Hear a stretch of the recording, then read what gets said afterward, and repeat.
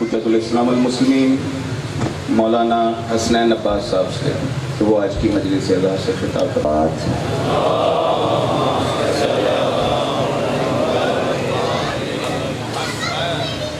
جمعی شہدائے ملت جعفریہ کی بلندی درجات کے واسطے وہ مومنین مخصوصین کہ جو اس جہان فانی سے رحلت فرما گئے اور ان کے لیے درود و فاتحہ پڑھنے والا کوئی نہیں، کچھ اسماء ذہن میں لگائے گئے۔ بیگم الشیخ ناصر علی، بیگم الشیخ اظہر علی، بیگم الشیخ اختر علی، بیگم الشیخ صداقت علی، شیخ محمد رضا، شیخ سلیم رضا، اور اس کے علاوہ بھی آپ حاضرین صف اعزاز جو یہاں پر موجود ہیں اپنے مرحومین کی بلندی درجات کے لیے مل کر خلوص نیت کے ساتھ سورۃ الفاتحہ مع سورۃ اخلاص۔ بسم اللہ الرحمن الرحیم، الحمد للہ رب العالمین الرحمن الرحیم ایاک نعبد و ایاک نستعین اهدنا الصراط المستقیم صراط الذین انعمت علیہم غیر المغضوب علیہم۔ بسم اللہ الرحمن الرحیم، قل هو اللہ احد اللہ الصمد لم یلد ولم یولد ولم یکن له کفوا احد تبارک اللہ ربنا۔ بسم اللہ الرحمن الرحیم، قل هو اللہ احد اللہ الصمد لم یلد ولم یولد ولم يكن له كفوا احد كذلك الله ربنا۔ بسم الله الرحمن الرحيم، قل هو الله احد الله الصمد لم يلد ولم يولد ولم يكن له كفوا احد كذلك الله ربنا۔ اللهم رب السماوات والارض جميع المؤمنين والمؤمنات، اللهم ارزقنا زيارة الحسين عليه السلام في الدنيا وفي الآخرة شفاعة الحسين عليه السلام، واكتبنا مع زوار الحسين عليه السلام، واجعلنا من الباقين في رضا الحسين عليه السلام، واحشرنا تحت اللواء الحسین علیہ السلام، وادخلنا الجنة من باب الحسین علیہ السلام، بحق محمد وآلہ الاطہار صلوات۔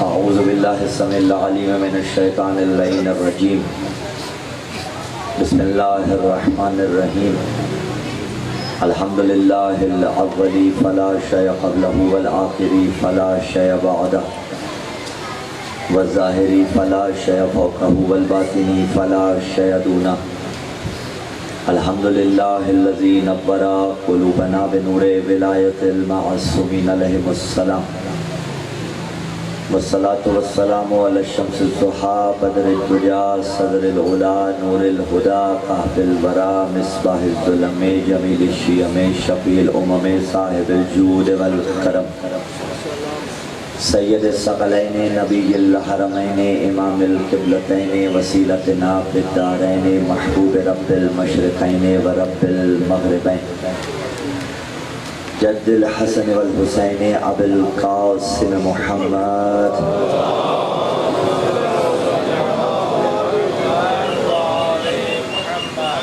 ثم الصلاة والسلام علی السید المطہر والامام المظفر والشجاع الغضنفر ابی الشبیر والشبر قاسم طوبہ والسقر، اشجع المتین اشرف المقین العالم المبین الناصر المعین الولی الدین، الوالی الولی السید الرضی الامام الوسیع الحاکم النصر الجلی المخلص الصفی، مظہر العجائب و مفرق القطائب والشہاب الساکب، نقطة دائرة المطالب، قصد اللہ الغالب مطلوب کل طالب، غالب علی کل غالب علی ابن ابی طالب صلوات۔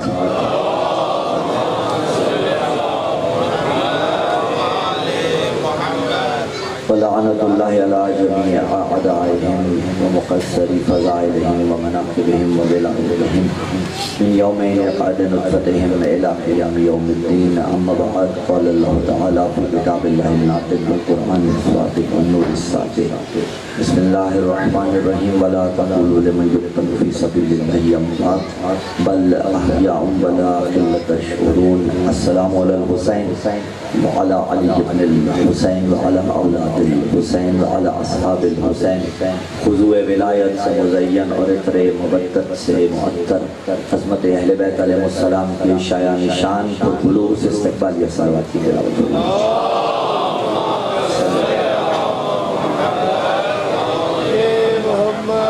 سامعین زیوکار، موالیان حیدر کرار، محبان آل اطہار، دعا ہے خداوند منان ان ایام عظام اس قرۂ عرض پر جہاں جہاں بھی صف ازائے مظلوم کربلا بچھی ہوئی ہے، خداوند منان سے بحق فاتح شام بی بی حضرت زینب سلام اللہ علیہا اپنی عافیت کے حصہ میں رکھے۔ خوش نصیب ہے وہ انسان جسے خدا لم یزل لا یزال نے یہ توفیق عطا فرمائی کہ وہ اپنی زندگی میں در حسین پہ چل کے آیا۔ پروردگار آپ کو سلامت رکھے، کیونکہ جب اوپن ایئر سلسلہ ہو تو پھر توجہات ڈائیورٹ ہونے کے لیے بھی بہت سے اسباب ہوتے ہیں، کبھی کوئی بچہ آ کے کھیلے گا، کبھی کوئی راستہ چیز کے آگے آنے کی کوشش کریں گے، تو بہرحال آپ نے ان تمام کے ہوتے ہوئے اپنی توجہات کو مبذول نہیں کرنا۔ بہت مختصر وقت کے واسطے لیکن کوزے سمندر کو بند کرنے کی کوشش کریں گے، اور جس قدر آپ مطالب قبول کرتے رہے اتنے مطالب ہم آپ تک پہنچاتے رہیں گے۔ سماعت بس مینٹل سپورٹ ہمارے ساتھ رکھیے گا۔ پروردگار عالم کلا کے احسان کے اس نے ہمیں یہ توفیق عطا کی کہ ہم در حسین پہ چل کے آ گئے، اس لیے کہ حسین کا در علم کا در ہے، حسین کا در ریاضت و قدر ہے، حسین کا در نجابت و قدر ہے، حسین کا در عصمت و قدر ہے، حسین کا در خالق اور مخلوق کے مابین وسیلے قدر ہے۔ بدون توقف بدون وقت ضائع کیا پہلے ہی جملہ آپ کی سماعتوں کی نظر کر رہے ہیں، اور انشاءاللہ لذیذ ذہن کے ساحل سے قلب کے سمندر میں اتر جائے گا کہ حسین کا در علم قدر ہے، حسین کا در ریاضت و قدر ہے، حسین کا در نجابت و قدر ہے، حسین کا در عصمت و قدر ہے، حسین کا در خالق اور مخلوق کے مابین وسیلے قدر ہے۔ یہ در وہ در ہے کہ جہاں آنے کے بعد بندہ در بدر نہیں ہوا کرتا،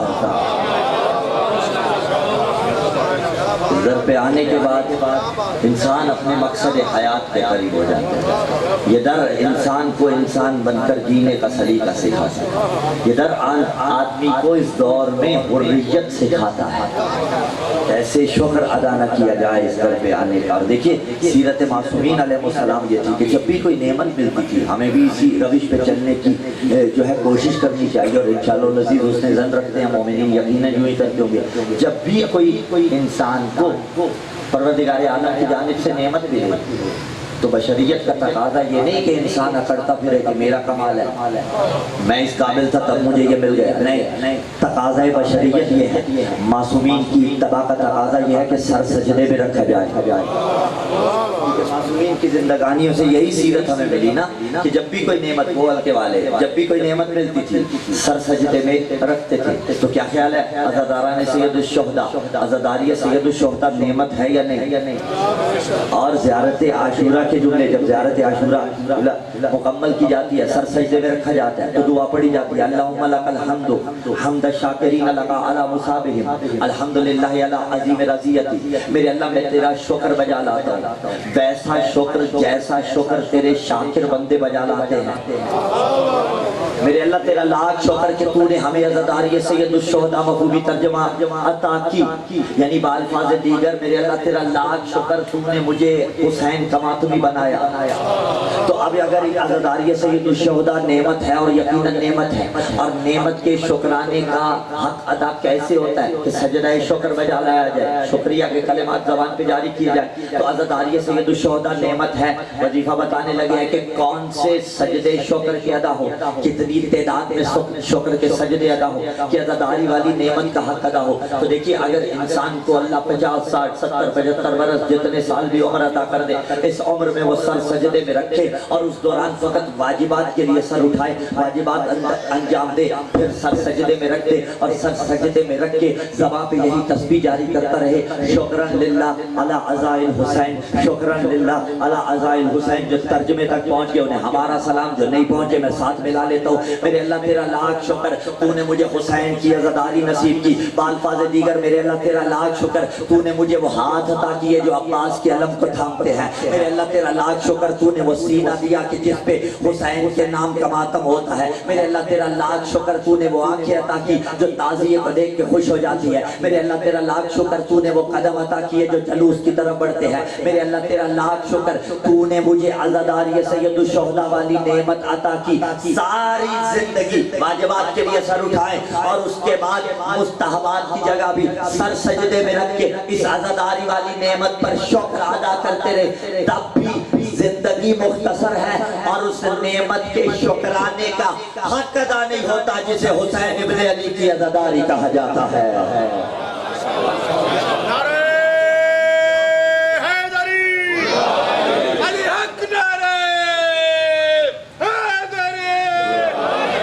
یہ عزاداری سید الشہداء، یہ بقائے اسلام کی ضامن ہے۔ بدون عزاداری اسلام اس جسم کی مانند ہے کہ جس سے روح نکال دی جائے۔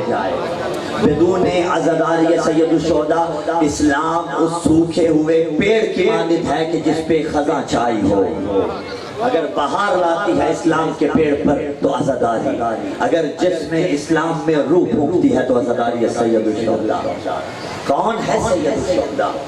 جسے کہا جاتا ہے سید الشہداء تو لسان قدرت لباس اعجاز میں پکاری بسم اللہ الرحمن الرحیم ولا تقولوا لمن يقتل في سبيل الله اموات بل احياء ولكن لا تشعرون، کہ جو راہ خدا میں مارا جائے۔ تمہید کو جتنی جلدی آپ قبول فرمائیں گے اتنی جلدی میں مطالب پیش کر کے آپ کو سلام کر جاؤں گا اور منزل مسائل کی جانب بڑھ جاؤں گا۔ وَلَا تَقْتُلُوا لَمَن يُقْتَلُ فِي سَبِيلِ اللَّهِ أَمْوَاتٌ، جو راہ خدا میں مارا جائے اسے مردہ نہ کہنا، بل احیاء ولکن لا تشعرون، بلکہ وہ تو زندہ ہے ولکن لا تشعرون، اور تم اس بات کا شعور نہیں رکھتے۔ اور دوسرے مقام پہ پکارا بسم اللہ الرحمن الرحیم ولا تحسبن الذین قتلوا فی سبیل اللہ امواتا بل احیاء عند ربهم یرزقون، کہ جو راہ خدا میں مارا جائے اسے مردہ نہ کہنا، بل احیاء وہ زندہ ہے اور اپنے رب کے حضور سے رزق پا رہا ہے۔ البتہ رزق پانے کا مطلب یہ ہے، یہاں مفسرین نے لکھا یعنی اس کے درجات اللہ کے حضور ایسے ہیں جن کا تم اندازہ بھی نہیں کر سکتے۔ ٹھیک ہوگی بات؟ اب قرآن نے لفظ استعمال کیا وَلَا تَقُولُوا لِمَن يُقْتَلُ فِي سَبِيلِ اللَّهِ، کہا وَلَا تَحْسَبَنَّ الَّذِينَ قُتِلُوا فِي سَبِيلِ اللَّهِ۔ ایک چیز ہوتی ہے جب متکلم مقام بیان میں ہو، میں گفتگو کر رہا ہوں نا تو میں متکلم مقام بیان میں ہوں، یعنی جو میں کلام کرنا چاہوں گا کر لوں گا۔ زبان کی گرفت میرے ہاتھ میں ہے یا نہیں ہے؟ بعون اللہ، بتوسل معصومین علیہ السلام، میں جو کلام کرنا چاہوں گا کر لوں گا۔ چاہوں تو آپ کو دائیں لے جاؤں، چاہوں تو بائیں لے جاؤں، چاہوں تو میمنہ پہ لے جاؤں، چاہوں تو میسرہ پہ لے جاؤں، جہاں چاہوں لے جاؤں۔ سامعین میرے کنٹرول میں ہے یا نہیں؟ البتہ جب ہم جیسا بشر اور ناقص انسان، اس لیے کہ کمال فقط آل محمد ہے، ہم جیسا جب بشر اور ناقص انسان کلام کر رہا ہوتا ہے نا تو سبقت لسانی کی گنجائش ہوتی ہے، سبقت لسانی کی زد میں ہوتا ہے، اور سبقت لسانی عیب نہیں ہوتا۔ بھئی این ممکن ہے کہیں کسی نے کربلا کہنا ہو اس کی جگہ نجف کہہ دے، نجف کا لفظ استعمال کرنا ہو اس کی جگہ کربلا کہہ دے، جو بھی ہوگا سبقت لسانی کی زد میں ہوگا، یعنی ممکن ہے وہ لسانی غلطی کر دے۔ آئیے بتائیں آپ کو کہ معصوم کسے کہا جاتا ہے؟ عقائد کے باب میں معصوم کی تعریف کیا ہے کہ ہم وہ ہیں جب کلام کریں تو سبقت لسانی بھی کرتے ہیں، لیکن معصوم وہ ہے جب کلام کرتا ہے تو سبقت لسانی بھی نہیں کرتا، یعنی اس کی زبان سے پرفیکٹ الفاظ وہی نکلتے ہیں جو مطلوب و مقصود مولا ہوتے ہیں۔ جب شان معصوم یہ ہے تو الہ العالمین کی شان کیا ہوگی کہ جس کے کلام میں نقص کوئی نہیں آ سکتا۔ اب اسے کہا وَلَا تَقُولُوا لِمَن يُقْتَلُ فِي سَبِيلِ اللَّهِ، ترجمہ کیا کرتے ہیں کہ جو اللہ کے راستے میں مارا جائے، ایسا ہی ہے نا؟ اچھا وَلَا تَحْسَبَنَّ الَّذِينَ قُتِلُوا فِي سَبِيلِ اللَّهِ، جو اللہ کے راستے میں مارا جائے، یہی ترجمہ کرتے ہیں۔ اور کسی بزرگ تو نہیں اٹھ رہے، جوان بھی نہیں اٹھ رہے، لیکن یہ بچے ماشاءاللہ پہلے ایک اٹھا پھر دوسرا اٹھا، کسی اور کو اٹھنا ہے تو وہ بھی بسم اللہ جلدی اٹھ جائے تاکہ بعد میں توجہ آتا ہے بھائی نہ ہونے پائے، توجہ آتا ہے آپ کی، ٹھیک ہے؟ شاد و آباد رہیے۔ پروردگار عالم کہہ رہا ہے کہ جو راہ خدا میں مارا جائے، ترجمہ کیا کرتے ہیں وَلَا تَقُولُوا لِمَن، پھر واپس آنا پڑا نا 2 منٹ کی تمہید، پھر واپس آنا پڑا اٹھنے سے، ٹھیک ہے؟ وَلَا تَقُولُوا لِمَن يُقْتَلُ فِي سَبِيلِ اللَّهِ، جو اللہ کے راستے میں مارا جائے۔ وَلَا تَحْسَبَنَّ الَّذِينَ قُتِلُوا فِي سبیل اللہ، جو اللہ کے راستے میں۔ اگلا ترجمہ بھی آپ نے کرنا ہے، اہدنا الصراط المستقیم، بار الہ ہمیں سیدھے راستے کی ہدایت کرتا رہتا ہے، یہ سیدھے راستے پہ قائم رکھ۔ یہ اپنے مقدر کی بات ہے، جسے نظر نہیں آیا وہ مانگ رہا ہے، جسے دکھ گیا وہ اس پہ قائم رہنا مانگ رہا ہے۔ کون ہے صراط مستقیم؟ تو روایات کے انبار ہیں، بیسیوں کتب کے اندر روایات موجود ہیں کہ صراط مستقیم پیغمبر نے فرمایا تھا۔ صراط مستقیم کون سا راستہ ہے؟ صراط علی ابن ابی طالب، کہ صراط مستقیم علی کا راستہ ہے۔ تو اب صراط مستقیم بھی آپ کیا ترجمہ کرتے ہیں؟ میرے اللہ ہمیں سیدھے راستے کی ہدایت کرتا رہے، یا سیدھے راستے پہ قائم رہا۔ جو لفظ میں سمجھانا چاہتا ہوں، صراط بھی راستہ، سبیل بھی راستہ، یہ اردو کی مجبوری ہے، اہل زبان بیٹھے تو ان سے معذرت کے ساتھ، یہ اردو زبان کی مجبوری ہے کہ اردو عربی کے الفاظ کا ترجمہ ویسے نہیں کر سکتی جیسے من و ان موجود ہو۔ صراط بھی راستہ اور سبیل بھی راستہ، ڈیفرنس ہے بڑا، زمین و آسمان کا فرق ہے صراط اور سبیل کے مابین۔ ایک مثال کے ذریعے سمجھائیں گے، تقریب ذہنی کے ذریعے، اور بات انشاءاللہ العزیز بہت سہل ہو جائے گی۔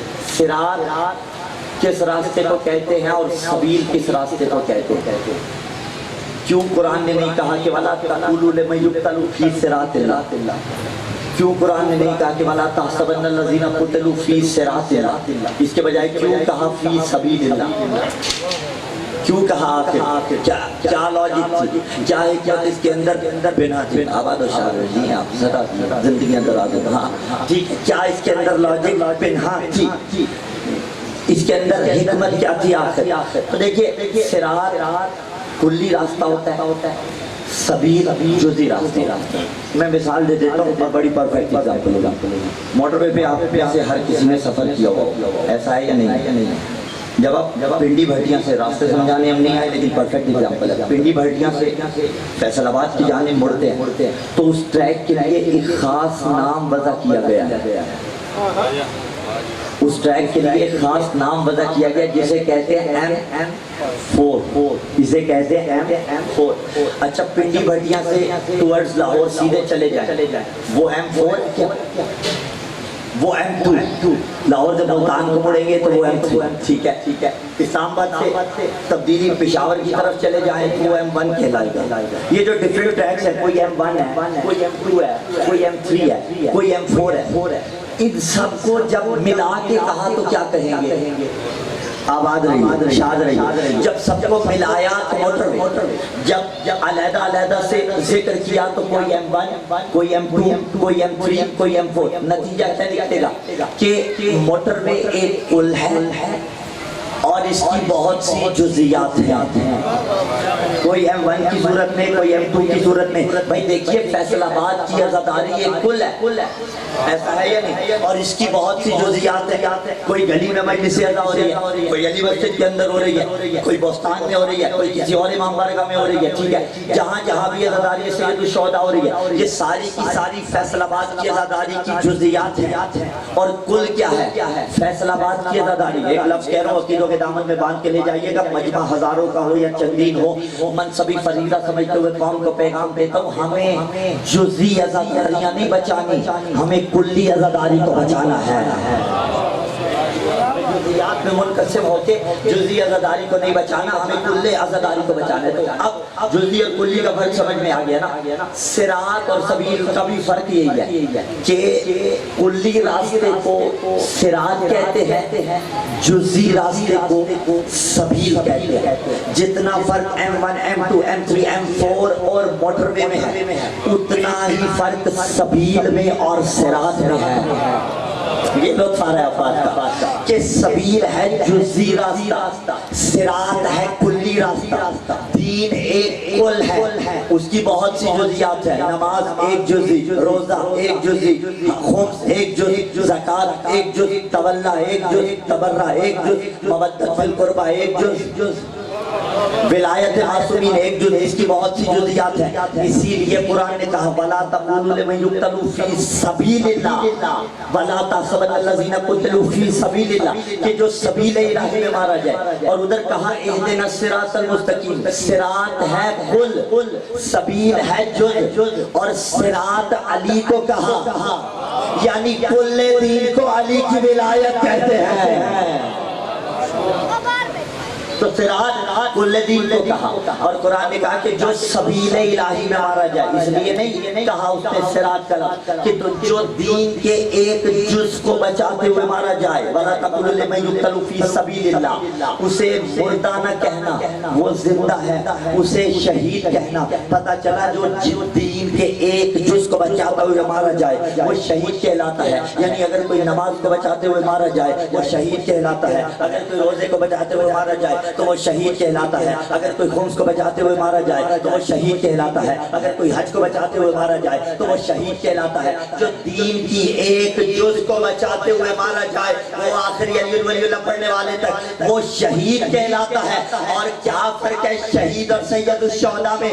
جو دین کے ایک جز کو بچاتے ہوئے مارا جائے وہ شہید کہلاتا ہے, اور جو کل دین کو بچاتے ہوئے مارا جائے وہ سید الشہداء کہلاتا ہے.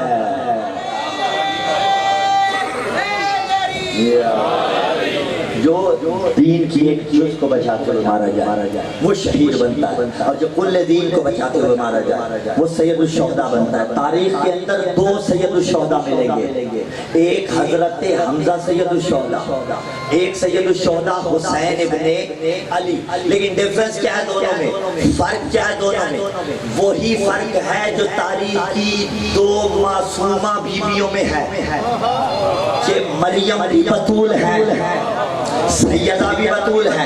لیکن فرق کیا ہے؟ مریم کے دروازے پر بھی ملائکہ آتے تھے اور آ کے صدائیں دیتے تھے, ان اللہ اصطفیٰ کی طہرہ کی واصطفیٰ کی علی نساء العالمین. سیدہ کے دروازے پر بھی آ کے صدائیں دیتے تھے. لیکن فرق بڑا ہے. فرق لفظی کی صورت میں پہلے سمجھا دوں. اور روایت میں بھی کہا نا کہ مریم کانت سیدۃ النساء زمانہا, کہ مریم اپنے زمانے کی عورتوں کی سردار تھی, اور سیدہ کانت سیدۃ النساء العالمین, عالمین کی عورتوں کی سردار حضرت زہرا سلام اللہ علیہا. پھر لفظ والی ایک ادب شناس لوگ ہیں, فیصل آباد والوں, انصاف کے ترازو میں تول دیجئے گا لفظوں کو کہ مریم اور سیدہ کی عصمت میں ڈیفرنس کیا ہے. بابا عصمت کے آسمان کی جس بلندی پہ جا کے مریم کی طہارت کا پرندہ تھک کے اپنی پرواز چھوڑ دیتا ہے, وہاں سے طہارت فاطمہ کی ابتدا ہوتی ہے. یا اللہ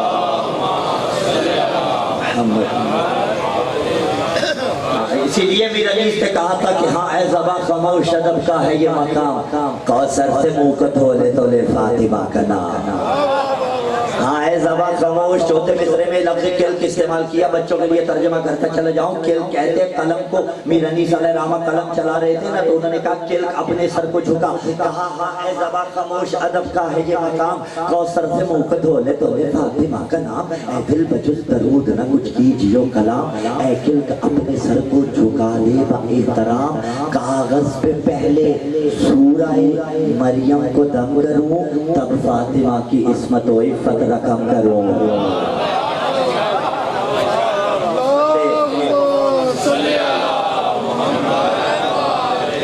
ایسے نہیں, باجماعت صلوات کی تلاوت فرمائی عظمت سیدہ پہ. خدا آپ سب کو سلامت رکھے. تو اب مریم اور حضرت زہرا سلام اللہ علیہما اتنا ہی فرق ہے دونوں میں. کتنا فرق؟ جتنا حمزہ کے سید الشہداء ہونے میں اور حسین کے سید الشہداء ہونے میں ہے. یعنی حضرت مریم اپنے زمانے کی عورتوں کی سردار تھی, اور سیدہ کانت سیدۃ النساء العالمین, عالمین کی عورتوں کی سردار. اور یہی فرق ہے حسین کے سید الشہداء ہونے میں اور حضرت حمزہ کے سید الشہداء ہونے میں, کہ حمزہ اپنے زمانے کے شہداء کے سردار, اور جو عالمین کے شہداء کے سردار ہو اسے حسین ابن علی کہا جاتا ہے. اگلا فرق کہ حضرت حمزہ کی قبر کی مٹی سے بی بی نے تسبیح تیار کی. میں نے پہلے کہا تھا کوزے میں سمندر کو بند کروں گا, اور میرا برادران زیوی کار سے انہوں نے اصرار کیا, اور ان کی بات میں ٹال نہیں سکتا. اس لیے یہی وعدہ تھا کہ 25-30 منٹس منزل فضائل پڑھوں گا, اور اس کے بعد منزل مصائب کی جانب بڑھ جاؤں گا. اس سے زیادہ نہیں, کیونکہ آواز تھکی ہوئی ہے سفروں کی کثرت کی وجہ سے. لیکن عقیدہ کبھی نہیں تھکتا, اور میں نے جتنا ہو سکا اب تک ڈیلیور کرنے کی کوشش کی. لیکن جاگیے گا, ابھی چھوڑ نہیں گئے. کیا فرق ہے حضرت حمزہ سید الشہداء اور حسین سید الشہداء ہونے میں؟ بابا بڑا فرق ہے. حمزہ سید الشہداء علیہ السلام کی قبر کی مٹی سے حضرت زہرا نے تسبیح بنائی, اور السلام علی من جعل اللہ الشفاء فی تربتی, سلام اس پر کہ جس کی قبر کی مٹی میں اللہ نے شفا رکھی ہے. یہی تو بتانا ہے کہ جس کی قبر کی مٹی سے بی بی تسبیح تیار کرے اسے حمزہ سید الشہداء کہا جاتا ہے, اور جس کی قبر کی مٹی میں اللہ شفا رکھ دے اسے حسین سید الشہداء کہا جاتا ہے. مل کے حیدری، اسے حسین سید الشہداء کہا جاتا ہے. ہاں تو حمزہ کی قبر کی مٹی سے تسبیح بنی، حسین کی قبر کی مٹی خاک شفا بنی.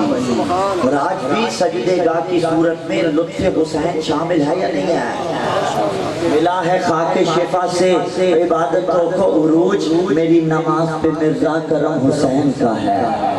بھائی کوئی اور چھوڑے تو چھوڑے، بلا والے کی قضا نہ ہو، جو اکبر کا ماتمی ہے اس کی قضا نہ ہو. یہ لباس روحانی یہ ہماری پہچان ہے، اللہ رب العزت کا لاکھ احسان ہے. لیکن میں طفل مکتب میں حسین کا سب سے چھوٹا سا ذاکر، لیکن اس لباس کو اتار کر بھی جب حلقہ ماتم میں کھڑے ہوتے ہیں تو ہمیں اس بات پہ فخر ہوتا ہے. اور یہ جملہ مبالغہ آرائی کا نہیں، پچھلی صفوں کے ماتمی نہیں، پہلی صف کے ماتمی.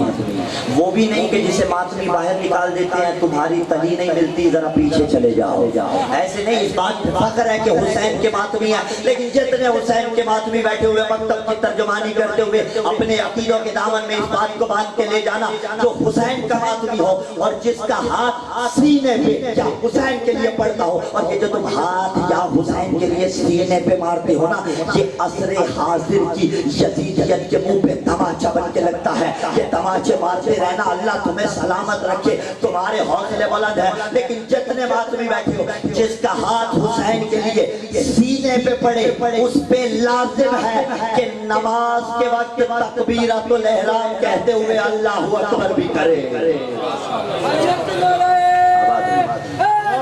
یا جو حلقہ ماتم میں نظر آئے تو بوقت نماز اگلی صفوں میں تکبیرۃ الاحرام کہتے ہوئے نظر آئے تو حق اسلام ادا ہوگا. ہاں حق اسلام ادا کرنا ہے تو اور آپ سے بہتر بابا بندے کے پاس کوئی بہترین شے ہو وہ فخر کرتے ہوئے نہیں تھکتا. نماز پڑھا کریں، پڑھنے کے بعد سجدہ شکر کر کے فخر کیا کریں کہ آپ کے پاس سجدے گاہ ہے.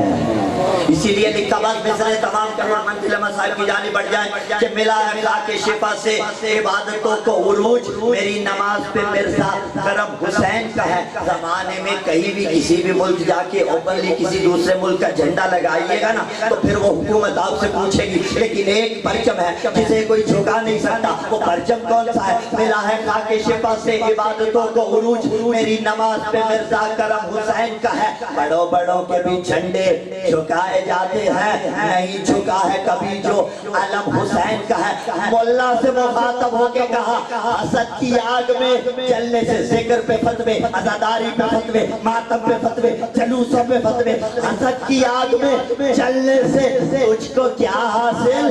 سمی حسین کی لوح و قلم حسین کا ہے. مل کے بولیے لبیک یا حسین، مل کے حیدری. آب بڑوں بڑوں کے جھنڈے جھکائے جاتے نہیں جھکا ہے کبھی جو علم حسین کا ہے. حسین کا علم بلند تھا، بلند رہے گا. اسلام کی پہچان حسین سے علی ہے. میرے روزانہ کے سامعین اس جملے سے آشنا ہے. منزل مصائب میں جملہ ضرور کہتا ہوں جب کبھی پہلی مرتبہ کسی کے سامنے پڑھ رہا ہوں کہ جب بھی مصائب سناتے ہیں یہ بات ذہن میں رکھ کے سنا کرے کہ حسین محتاج نہیں تھے.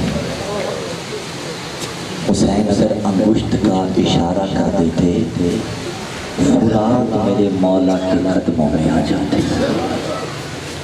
حسین اگر دعا کے لیے ہاتھ اٹھاتے تھے فرات مولا کے قدموں میں آ جاتے. جو اتنا قادر تھا بإذن اللہ کیوں ایسا قدم نہیں کیا؟ کیوں اختیار کو استعمال نہیں کیا؟ اس لیے کہ جو ہلاک ہو وہ بھی دلیل سے، جو نجات پائے وہ بھی دلیل سے. اب سوچئے نا جس کو اتنا اختیار تھا کہ فرات کا رخ موڑ سکتا تھا، جب اسرر کے لیے پانی مانگ رہا تھا کیفیت کیا ہو گیا.